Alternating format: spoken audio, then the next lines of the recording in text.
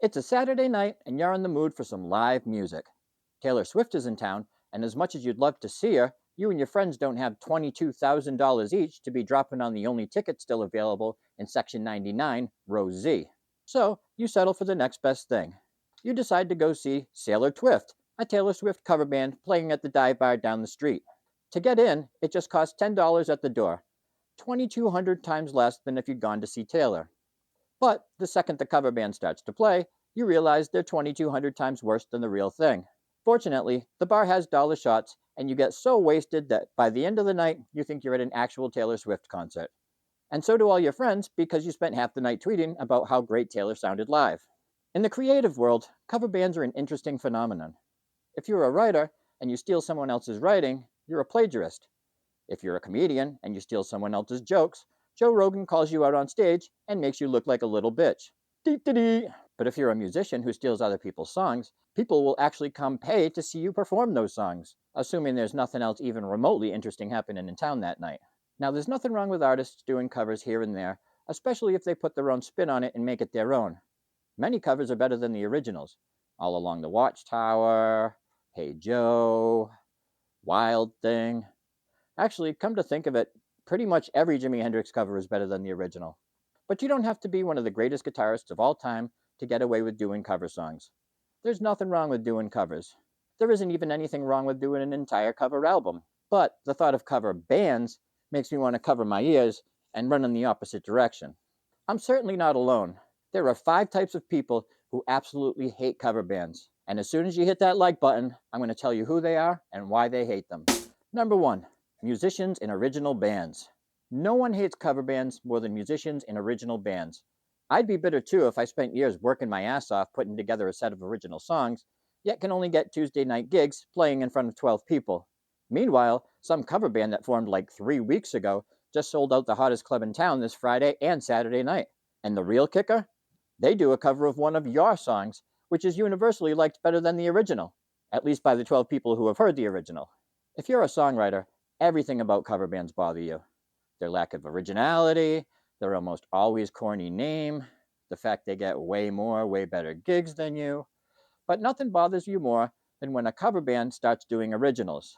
Because now, the one thing that allowed you to look down on them, the fact that they don't write their own music, is gone. So, you're left with no choice but to look up at them on stage, killing it night after night, rocking out both your songs and their own. Fortunately, most cover bands know their place and will never attempt to write any original songs. However, every once in a while, a cover band will become cocky, write a few originals, get super lucky, and have one of them blow up.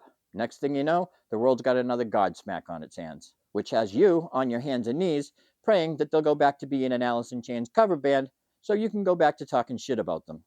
Buried deep under the burning hatred every songwriter feels for cover bands, you'll find nothing but envy and insecurity. You're envious of the crowds they pull and the money they make, and you're insecure because they're better musicians than you on an individual level, as well as being much tighter as a group. Sure, you could work your ass off to become a better musician so that someday your band will be able to draw large crowds and make lots of money. But why bother?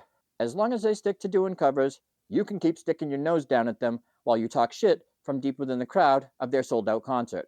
Number 2, musicians in cover bands. You'd think that musicians in cover bands would generally like cover bands, but they don't. Every musician in a cover band falls into one of 2 categories. They either hate all cover bands or they just fucking hate their own. Either way, cover band musicians are covered in hate. Well, that and beer, because when you refuse to play Freebird for a third time, the drunk guy in the back launched his 32-ounce mug of PBR at you. There really isn't much mystery behind the cover band musician who hates all cover bands. He hates all cover bands for the same reason everyone else does, because 99% of them totally suck balls. But the musician who likes cover bands in general but hates his own is interesting, complex, also bitter and resentful. Bitter that he has to play the same 10 classic rock songs night after night, songs he was already sick of before having to learn them, and resentful of original musicians who get to showcase their own creativity instead of just poorly reproducing the creative works of others. Between your bitterness and resentment, you hate your cover band, almost as much as you hate yourself for playing in a cover band. To you, you see your cover band as being just a side hustle, which is funny because it's your main source of income. It's also your only source of income, which makes it your only hustle. But instead of hustling every day like Rick Ross, You prefer to only hustle on Friday and Saturday nights, leaving you free Sunday through Thursday to sit around and wallow in your hatred of yourself and your cover band. Number 3, girlfriends and boyfriends of musicians and cover bands. You love your boyfriend. You love that he plays in a band. And you especially love telling everyone that you're the girlfriend of a guy who plays in a band. But you fucking hate the fact that it's a cover band. On the one hand, you're quite proud, not of your man, but of yourself for landing a guy in a band. Your whole life you dreamed of dating a musician, and now you are. But on the other hand, you're quite disappointed, not in yourself, but of your man because the band he plays in only does covers. Covers of songs you don't even like the originals of. Regardless, you go watch him perform every Friday and Saturday night. Not because you want to support your man, but because you want every woman in the club to know he's yours. Unlike all your girlfriends who think you're dating a guy in an original band because you've left out the word cover every one of the 1,000 times you've told them you're dating a guy in a band, the women at the club already know it's a cover band. So you can brag about your boyfriend all night long without having to worry that your shameful secret will come out, because everybody in the club already knows he plays in a shitty cover band. You wish your boyfriend played in a real band, almost as much as he wishes you'd stop telling him you wish he played in a real band. But, like Mick Jagger said, you can't always get what you want. Your boyfriend will never hear you shut up about how much you hate his cover band, just like you'll never know what it's like to date a guy in a real band. Number 4, musicians without a band. A musician without a band is like a bird without wings. Fucked. You're not going anywhere, and you know it. Luckily for the bird, it's only a matter of time until a hawk spots it, swoops down, and puts it out of its misery. You, on the other hand, are destined to be a miserable musician till the end of time. While you've got plenty of anger and resentment for original bands too, nothing pisses you off more than cover bands. Why? Because even the least successful cover bands are more successful than you. Because you don't have a band. Nor do you plan to form a band, which just leaves you alone in your van with your dick in your hand. You see yourself as being too good to be in a cover band, even though you got turned down by all 3 of the cover bands you auditioned for. Now you only try out for original bands. That way, when they reject you, you can tell yourself it wasn't because you suck as a musician, but because you weren't the right fit for their style of music, even though you play the exact same style as them. As much as you hate cover bands themselves, you love going to see them with your non-musician friends. That way, you can talk shit throughout the entire set, pointing out every single note that isn't performed perfectly. Not that you can play those songs perfectly, or even good enough so that people recognize what you're playing. Still, it brings you joy to talk shit about the band, and you think your friends are enjoying hearing it because they look like they're nodding in agreement. In reality, they tuned you out a long time ago and are actually bobbing their heads to the beat of the song because they're kind of digging the band. Number 5, family and friends. Your girlfriend or boyfriend isn't the only one embarrassed by your cover band. So are your siblings, parents, and friends. But it doesn't end there. If you've got kids, they think you suck too. Pets? Whether you've got a dog, a cat, or a fucking chimpanzee, if it's got ears, it hates your cover band.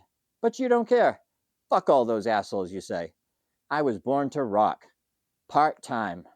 By reproducing riffs written by other people decades ago that everyone's heard a million times before. As much as everyone else hates your cover band, you fucking love it. Why? Well, for one, it gets you out of the house, giving you a break from having to listen to your spouse, your kids, and even your goddamn parakeet tell you how awful your cover band is. Your cover band sucks. But you also love that it gives you the opportunity to get on stage and feel like a rock star every weekend without the hassle of being a rock star. Like having to be creative enough to write your own songs, or tough enough to handle the vulnerability that comes with putting original work out into the world. Not only have the songs your band plays already been written by somebody else, they've also already been proven to be hits. So playing in your cover band requires zero creativity and zero balls, which works out great for you because that's the exact quantity you have of each. While everyone you know hates your cover band, the reasoning differs. Your friends hate your cover band because you're always spamming your Facebook page with upcoming shows, even though your band has been playing at the same club on the same night every week for the past 5 years. You still feel the need to post about it 5 times a day, which wouldn't be so bad except that you tag your entire friends list in every post, a list that shrinks just a little bit every time you do it. On the bright side, every friend you lose means you've got one less friend who hates your cover band. Your spouse hates your cover band for the same reasons she did before you two got married, but since the wedding, her dirty little secret is out. Now everybody knows she's married to a guy in a cover band, because your cover band played at the wedding. So, till death do you part, she'll forever be known as the wife of a guy in a cover band. And that makes her hate your cover band even more than she did before you two got married. But On the bright side, she does like that it gets you out of the house once a week, so she can have her girlfriends over to talk shit about you and your cover band. Your parents hate your cover band for the same reason they'd hate your original band if you were talented enough to actually write songs of your own. They wanted you to be a doctor, a lawyer, or something similar. But rather than choosing a respectable profession, you instead chose to spend your life playing in a shitty cover band. So, the closest you'll ever get to being a doctor or a lawyer is when your band covers Dr. Feelgood or Breaking the Law, which means you'll never get anywhere close to earning your parents' respect. Your kids hate your cover band for a few reasons. For one, they don't recognize a single song you cover because they were all written decades before they were born. But their teachers and friends' parents do know those songs and are always more than happy to tell your kids how badly you fucked them up last weekend when they saw you play live. Additionally, on Friday and Saturday nights, when your kids need a ride to the mall or a friend's house, you're not around, and neither is your family's only car because you took it to your cover band's gig on the other side of town. So, while you're on stage playing Bad to the Bone, feeling like a rock star, your daughter can't feel her fingers because she's frozen to the bone since you left her no choice but to walk to her friend's sleepover 5 miles away in the middle of winter. Everybody and their brother hates your cover band, including your own brother, but you don't care what he or anyone else thinks. At the end of the day, the only thing that matters is that you're a professional musician who plays in a band. And by joining an already established cover band, you uncovered the quickest, laziest way to get there.